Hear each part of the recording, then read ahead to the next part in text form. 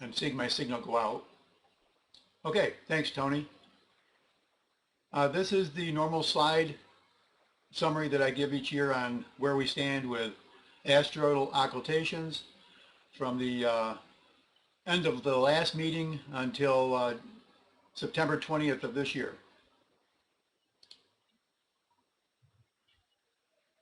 So here graphically are the last 7 years of observations that have come through me, basically after the new system of reporting them has taken place.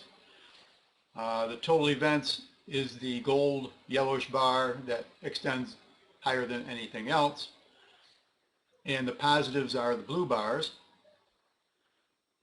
So you can see for 2013, at least at this point, through mid-September, we're running a little bit behind last year in 2011, in fact all years, but we still have a few months left, so hopefully we'll make up that difference. 2011 was the big year for total number of occultations for whatever reason.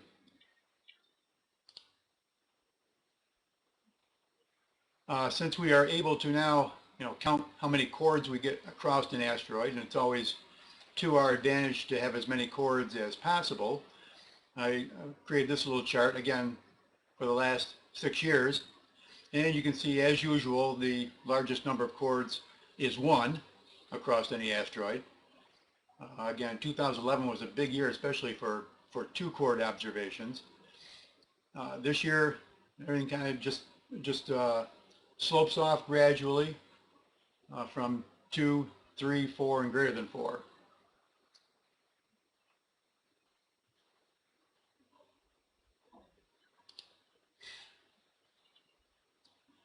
Here's just a summary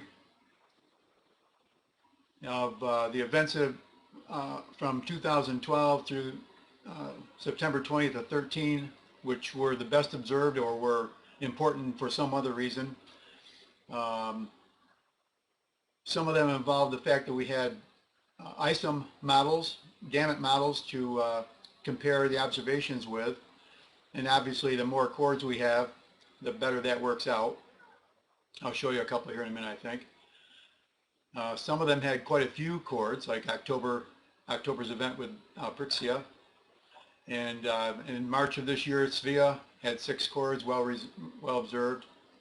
It's already been mentioned that for August 3rd of this year, 2258 Vipuri shows evidence of a new satellite. We're working on that analysis right now to be sure we're understanding that properly.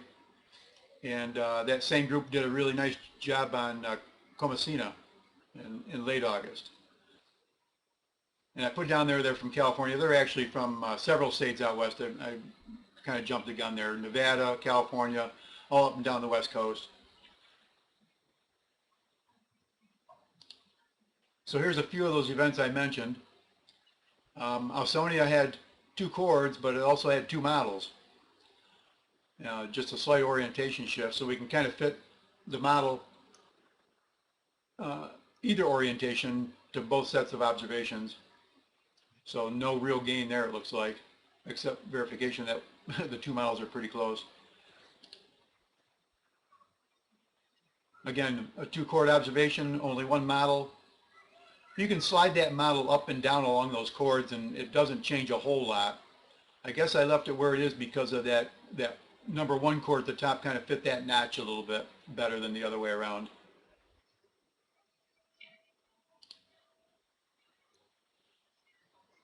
A lot of chords for Brixia. Hopefully with this information and more light curve information we can get a shape model for this asteroid pretty quickly.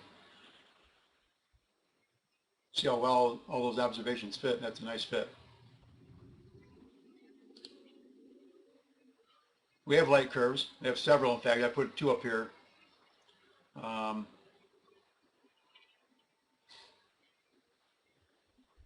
Yeah, from the Minor Planet Bulletin, they had some information about the light curve information, about the light curves here. So you can see that there's an issue to be resolved. Need more light curves.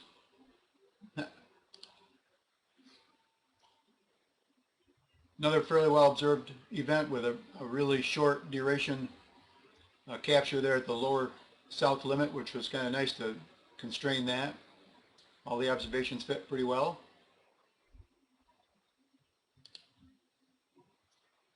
Here's one I mentioned earlier, Sevilla. A nice fit to a lot of chords.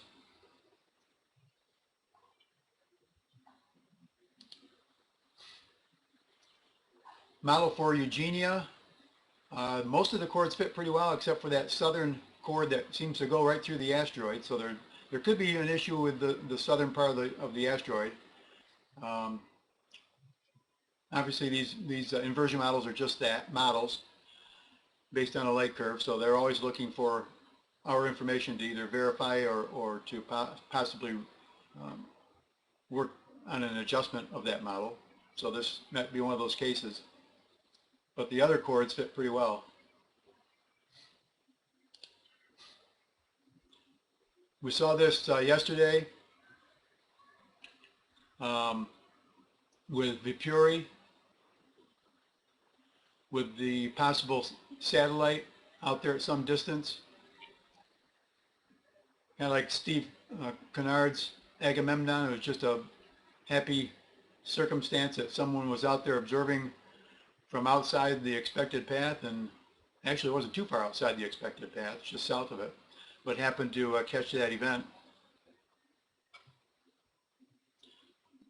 If there's one downside, this event was captured with integrating imagers, and the integration time was fairly long, so we can't really pin down accurately the duration of the event or the exact time of the event. So it's kind of again, we're working on that.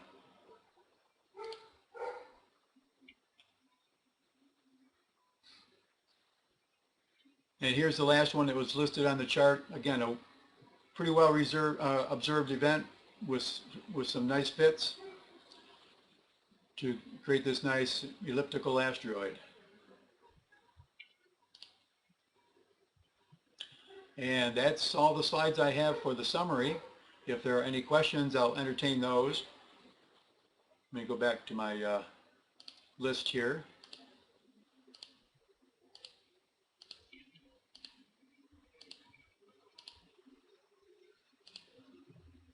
Okay, there's the list. Some of these, or maybe all of these, would be candidates for an article. I think I posted several of those in my presentation earlier. And so you get a feel for what's going on. And I only showed one set of light curves for Eugenia. Light curves exist for a lot of these asteroids. You just have to search the Minor Planet Bulletin. Possibly, Terry. Again, they sent me the one model for what they had.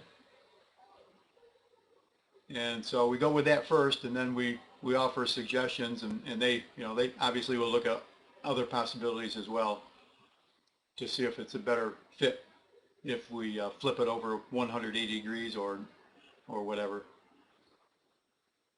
It could be a rotation issue, who knows. Anything else?